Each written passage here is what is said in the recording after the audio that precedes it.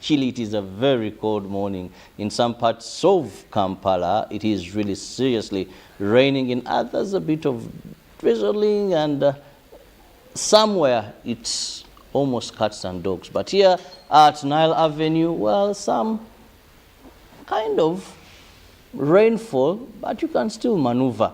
And of course, you must have always to move in the rain, because it is a given that we have two rain seasons, and we are in our second and last rain season of the year. So you expect rain, and rainfall shouldn't be an excuse for you to arrive late at work or not to come to work, because it's not raining in a desert where it's something very hard to come by. Now, this morning I'm going to be discussing something very interesting on an element of culture, and which is the 28th coronation anniversary of Toro Kingdom. Now, on the 12th of September, Toro Kingdom will be celebrating its 28th coronation anniversary. Remember, this is a kingdom that once had the youngest king, who ascended to power at 3.5. And it is now 28 years that they will be celebrating of the king of Toro leading his people on the throne and giving them direction. Now, I have two officials from the kingdom. I'm honored and humbled to have the Right Honorable Stephen Chiyingi, who happens to be the Prime Minister of Toro Kingdom. You're most welcome, sir. Thank you.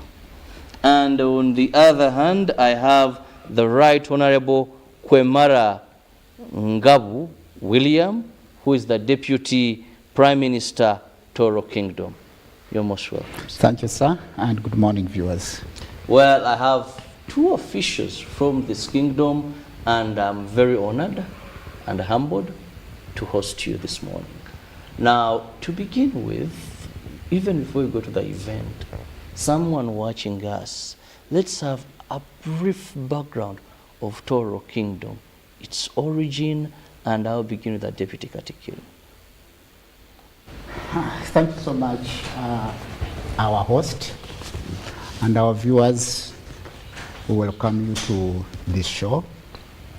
Going straight away to the point, Toro as a kingdom was part of the greater Bunyoro Chitara. And around 1822,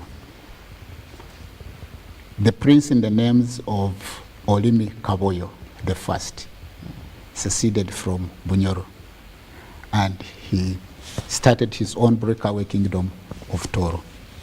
And that's the Toro we are talking about now, that seceded from Bunyoro from 1822. It's over 200 years now.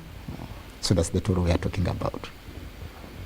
Now, Right Honorable Stephen, what are some of those outstanding, significant features that shape Toro Kingdom? First of all, thank you very much for giving us the opportunity to come and discuss these matters on UBC TV. The significant features that characterize Toro Kingdom, first and foremost, it's the fact that the fact of seceding from Bunyoro Kitara Kingdom. Kaboyo Olimi I was a prince of Bunyoro, and he had been sent to the region, current day Toro Kingdom, as an envoy of the kingdom of Bunyoro, as a prince taking charge on behalf of the king of Bunyoro.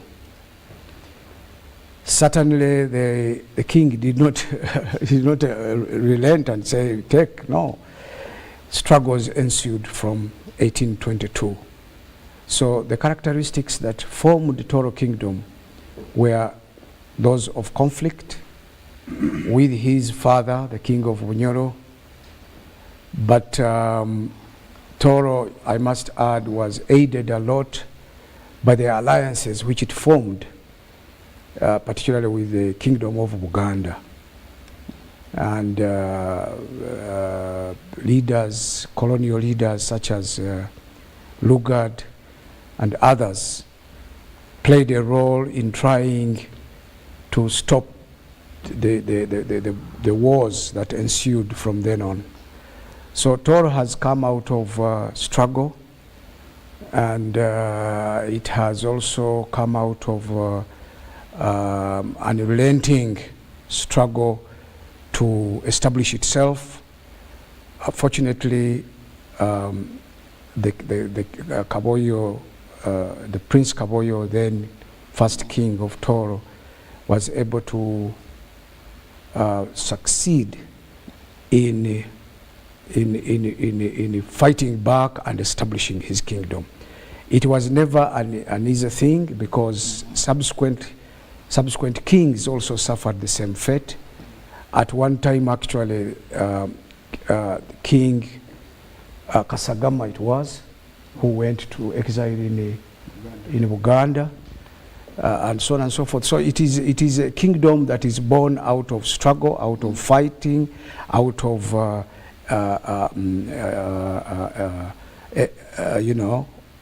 asserting its authority. And in essence, really, that's what has characterized Toro. Alliances with others, and so on and so forth. So finally, they say a good ending is always a very good thing. Even King Kabalega actually did invade at one time. He almost succeeded. And the kings were always struggling and fighting and relocating from one place to another. But as I said, a good ending is always a good thing, because subsequently the Bunyoro kingdom recognized the kingdom of Toro. And that's really what I could say for now in the historic perspective of Toro. You wanted to supplement? It's okay. Yes. The historic events that have shaped Toro, if you go into the history of Toro, you'll find 1822 to 1865 was a peaceful period when Kaboyo Olimi I founded Toro. But after his death, 1865 to 1880, that was a period of turmoil, because he left behind so many sons. I think they hadn't maybe come up with a succession order. Now the sons start fighting for the throne. Within just a period of 15 years, from 1865 to 1880, we had 10 monarchs, one overthrowing the other, this one overthrowing the other, until they weakened the institution to the extent of Omukama Kabalega coming back to reclaim Toro and then win it and annex it back to Bunyoro. And there was an 11-year interregnum. An interregnum, that is the period when we don't have a reigning king. So from 1880 to 1891, Toro had been reincorporated back into Bunyoro by Omukama Kabalega. And in 1891, it was restored by Omukama Kasagama with the help of Captain Lugard. So those are the events that have gone shaping Toro as a kingdom. True, Lugard had his intentions of colonizing Uganda, and he was moving westwards, but also that was an opportunity. It was a blessing in disguise, because Toro was restored with the help of Captain Lugard. And you remember at that time, a ministerial form of kingdom. By the time we come to independence with the signing of the 1961 Toro Agreement and all that. Then we come to the abolition in 1967. That one shapes the history of Toro quite a lot. Then there is 1993, there is the Restoration of Kingdoms and the Restitution Act, but they come now in a different form. At first it was the same federal government, but now they come as purely cultural institutions. So you can see all that. Then there is the 1995, the demise of Omukama Kaboyo. that takes us back now to regents and having the youngest king in the world ever.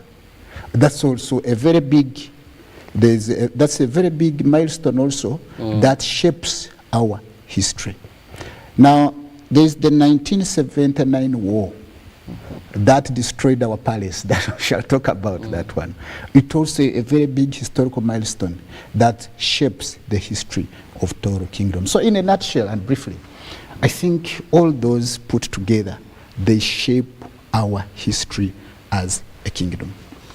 Well, we are still looking at 28 years that are going to be celebrated since the coronation of the King of Toro. And I have the Prime Minister of Toro Kingdom and the Deputy Prime Minister of Toro Kingdom. They are here with me, and this is what we are discussing. Now, to the Prime Minister, when we talk about cultural institutions today, they are faced with modernity and modern trends. How are you, I hope I pronounce it right, Omuhikirwa, meaning the person that they arrive at first, I think. Yes. Now, as external king of the kingdom, how are you handling this? Because almost all kingdoms, globally by the way, not only in Uganda, we saw in the UK, people who would now respond to the Queen, which was never, you know. So how are you handling this challenge? Thank you very much, Mr. Chirabo. The challenges facing traditional institutions is big, like you say, because in the case of Toro Kingdom, and indeed I could say the case of other institutions in Uganda, it's a problem of lost years of continuity of tradition. I could put it that way.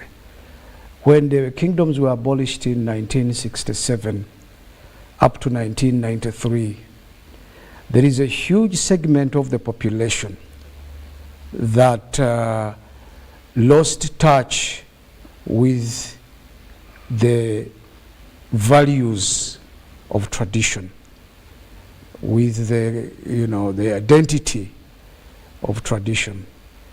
And therefore, the cultural institutions in Uganda, and specifically in Toro, they have a young population that is just trying now to begin to revive the values that were lost as a result of this long period of institutions being abolished. How are we trying to get out of that predicament? Certainly it has to do with reviving of our cultural traditions. Right from the clans, because kingdoms depend, in Uganda's case, kingdoms depend on clans, on the traditional leadership. And certainly there is a lot of challenge in terms of reaching out to this young segment of the population.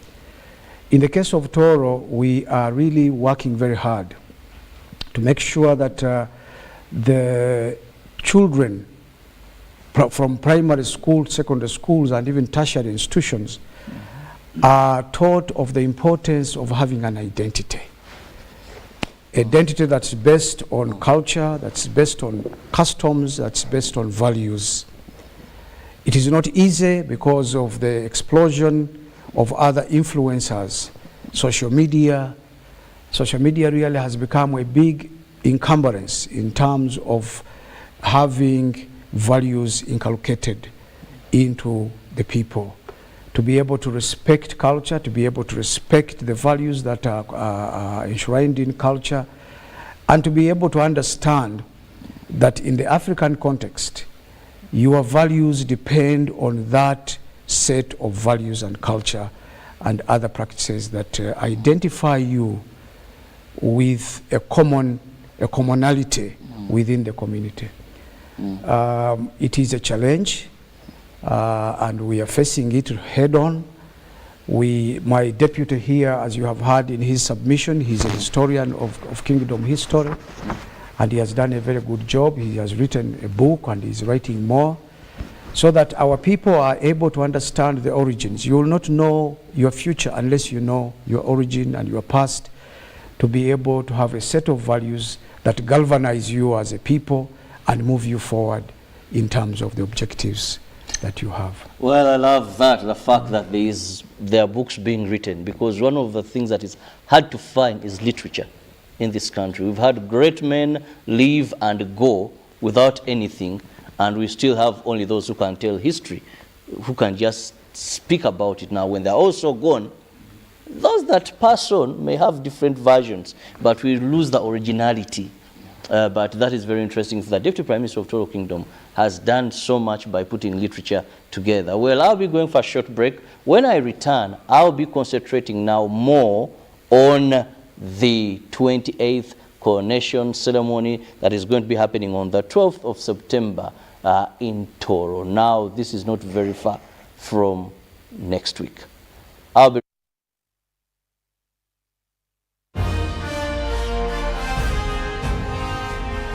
Live from UBC Studios in Kampala. This is Good Morning Uganda Extra.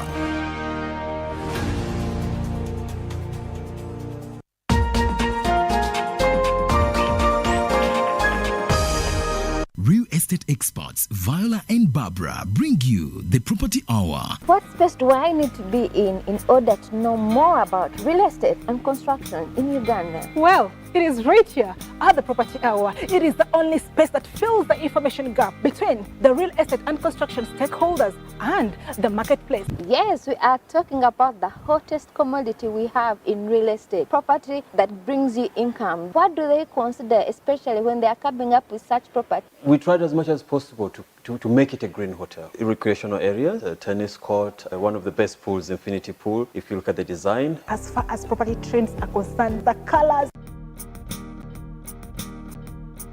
This show is informative, inclusive, and up-to-date. Proudly powered by HK Properties, Uganda. Every Saturday from 7:30 to 8 p.m. on UBC TV. We are bringing you a brand new show, Teens Crown, right here at UBC.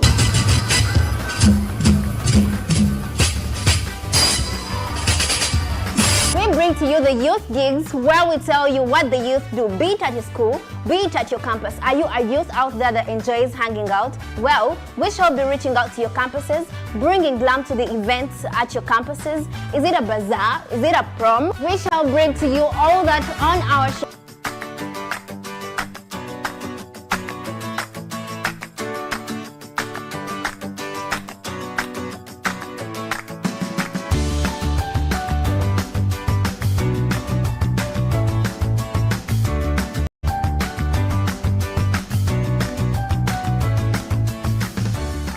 Be showcasing the government's youth skilling and empowerment projects during the show.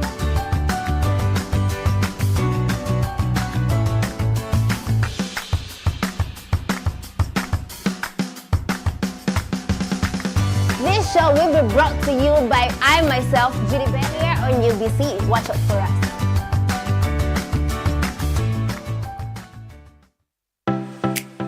UBC is the national public broadcaster. We educate, inform, entertain, and inspire our audiences. You can watch us on free-to-air channel 001, DSTV channel 282, GoTV channel 371, Star Times channel 201, Zuku TV channel 20, and Azam TV channel 350. Even when your subscription expires, you can still watch UBC for free on your pay TV platforms.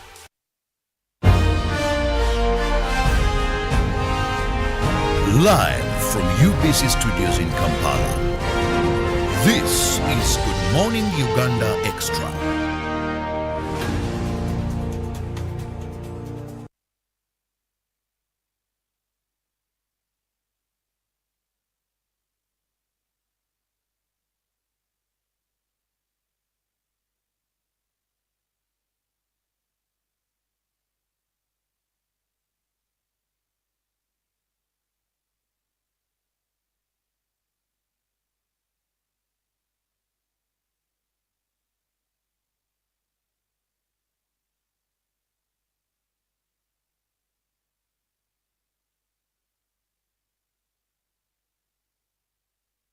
Come back from that break, and thank you so much for being with us on UBC TV. We are looking at the 28th coronation of the Toro Kingdom. Remember, this is a kingdom that had the youngest king who ascended to power at just 3.5 years.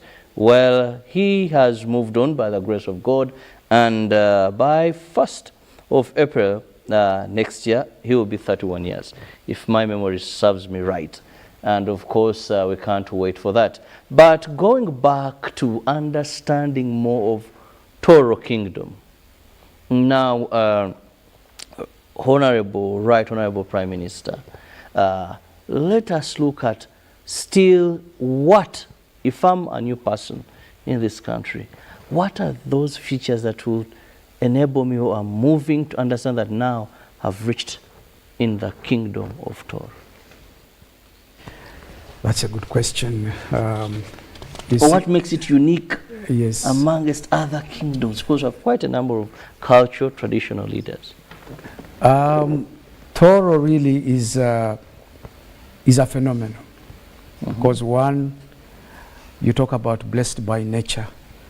I think Toro is the embodiment of that statement. When you drive from Uganda and you reach Uganda and you start entering Toro, nature itself will welcome you. Toro is beautiful. Toro is endowed by great features. The green, the forests.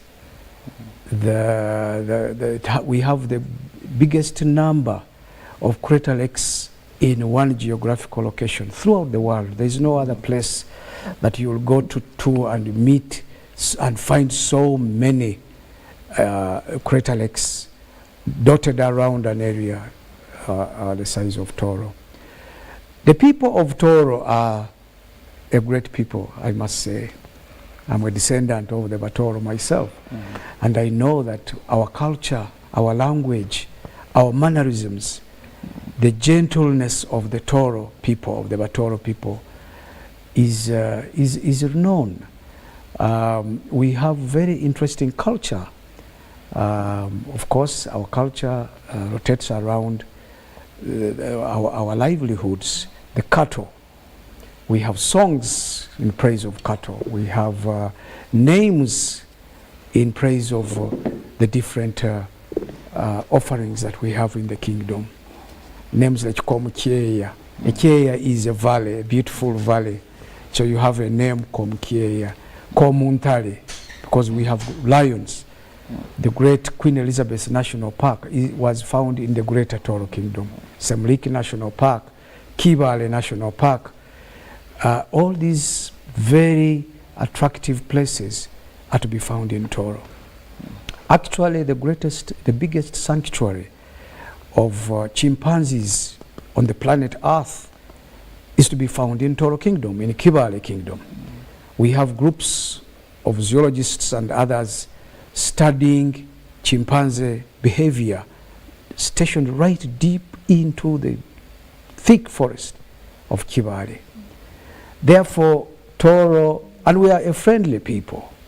We are an amiable people.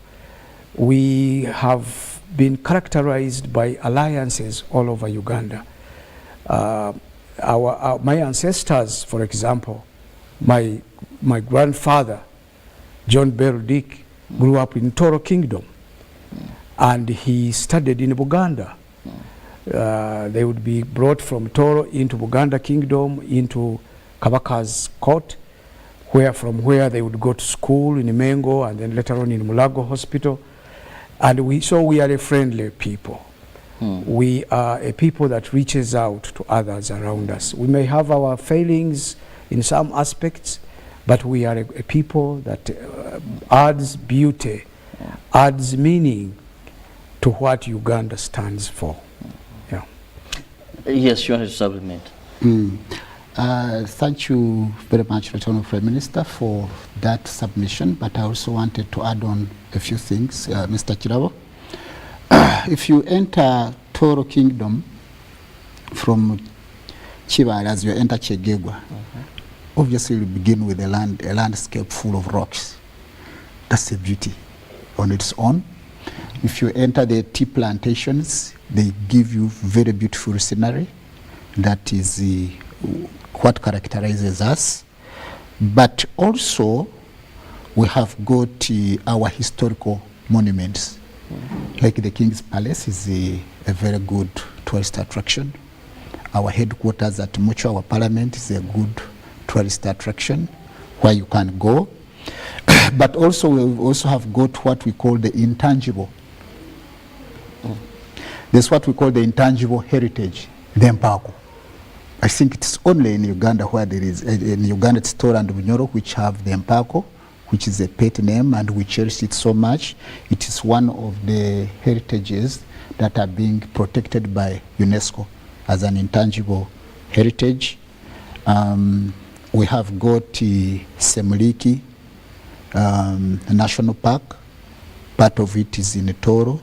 We have got monuments, so many monuments and historical sites. All those characterize the beauty of Toro. And it's not for nothing that we have become the first tourist city in Uganda. Well, very interesting. Now, with that beautiful scenery, culture, let's look at the element of development and betterment of the people of Toro.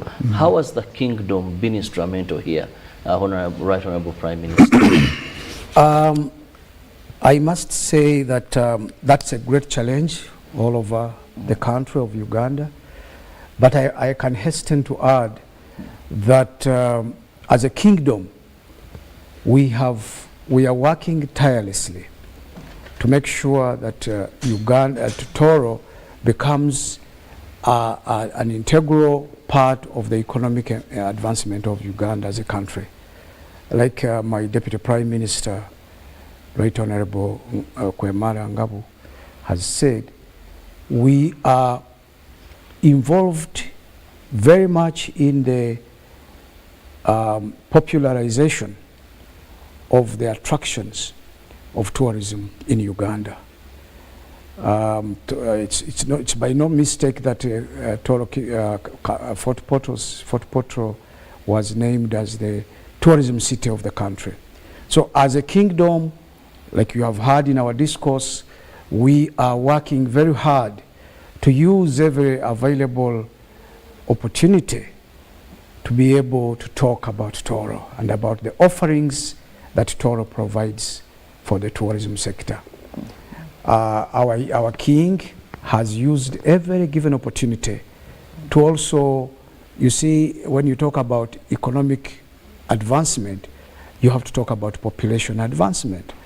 Our king has become a leader in issues related to health and wellness of the population. I can tell you that for the last many years, he has used this occasion of coronation of the Mpango, or his coronation, to give medical services to the people. As I'm talking now, there is a medical camp going on in Fort Portal at our headquarters in Muchwa, our administration headquarters. When he clocked 30 years of age in April, we had a camp, orthopedic camp, where a lot of our children who are born with club feet were corrected. We have had that going on every year. The last one, I was personally involved with our Minister of Health, Dr. Tito Beyeza, and we corrected over 40 club-footed children. Now, that is an economic thing, because you know that people with club foot, you see many of them adults in the country, you find that they are encumbered. Somebody has the brains, somebody has everything, but no one bothered to correct the club foot. So you find a man with some very important capacity to contribute to the economy of the country is encumbered by a club foot and so on and so forth. The king has intervened, even with meager resources available to us. We have always extended that service to the population.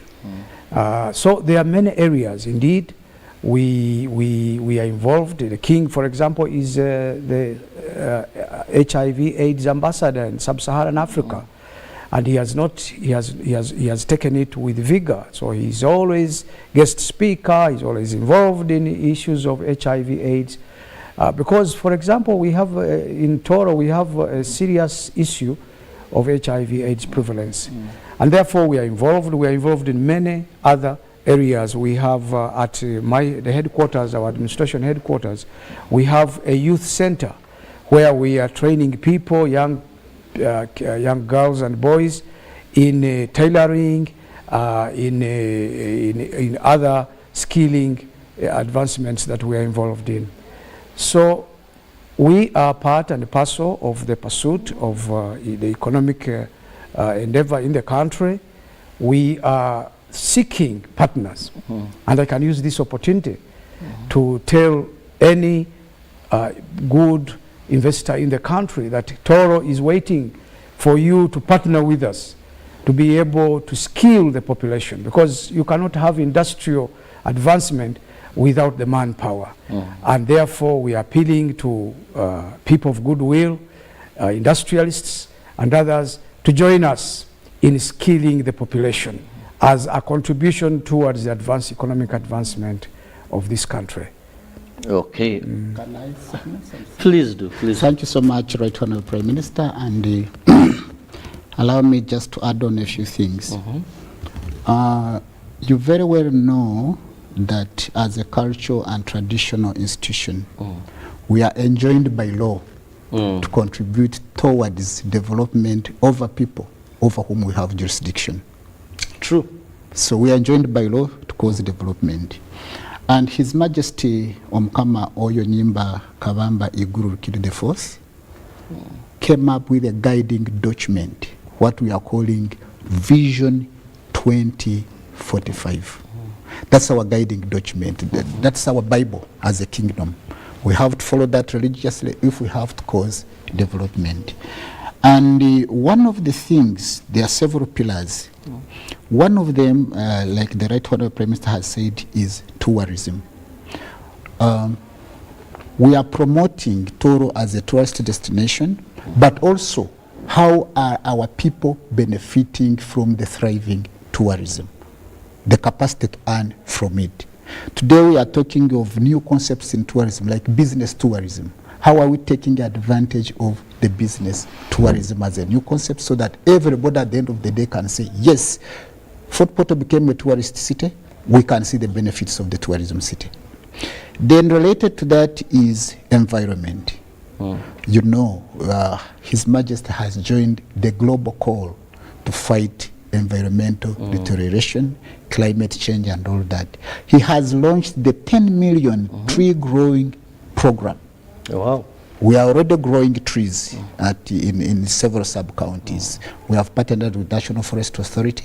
We're also encouraging other people to make their own nurseries, but also to save other trees that are naturally existing. He has launched a campaign to save River Mpanga. That's a very good campaign, because River Mpanga empties into Lake George, which is a Ramsar site. It goes through Chivale forest, and there is the Mpanga Trail. Without River Mpanga, you will not even have tourists in Chivale forest. He has done mountain tourism. He has climbed Mount Rwenzori. One, to show that that's also an area of tourism, but also to awaken people on the mountain ecosystem. That also has to be protected. HIV/AIDS, that one. So there are quite a number of interventions here. Quite a lot. Involved in. Well, time is not so much on our side. Maybe lastly on the girl child. No, let's leave that. Because let's now move to the big event. Yes. And here I'll just require the Prime Minister just to give us a picture of what we should expect briefly. Thank you very much, Mr. Chirabo. The 28th coronation anniversary of King Oyo Kabamba Iguru Rukidi IV is a very significant milestone. And I must correct you, he's still the youngest reigning monarch in the world. Oh. Yes. This is an occasion really that we have to celebrate, because as a people of Toro, we have a rallying institution under His Majesty King Oyo.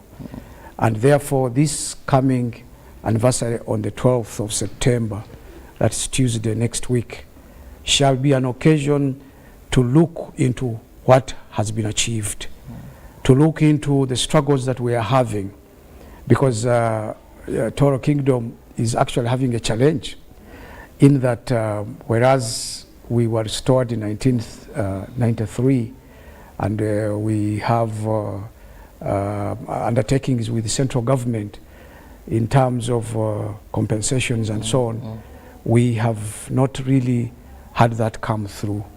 And I think we are looking forward that in the next year, before the next coronation anniversary, we shall have much to show, because we are encumbered as a kingdom. We are encumbered in that many of the assets and the properties that have been returned, where some of them are in a sorry state. We have other compensations that have to be given to Toro Kingdom, and we want to appeal to central government to partner with us, to enable us. I am a retired civil servant. I have been serving in the government for 35 years. I just retired. I would have loved to go and do my other personal things, but I'm rendering my effort and time to be able to make a contribution to my origin, and that is the Toro Kingdom. So we are looking at this anniversary as a watershed for the things that we're projecting to be able to achieve in the future. We have a lot that we can contribute to the country, but without the necessary facilitation, we may not be able to achieve our goals. My colleague has just told you about the vision that the King has. Yes. And it is packed with things to be done.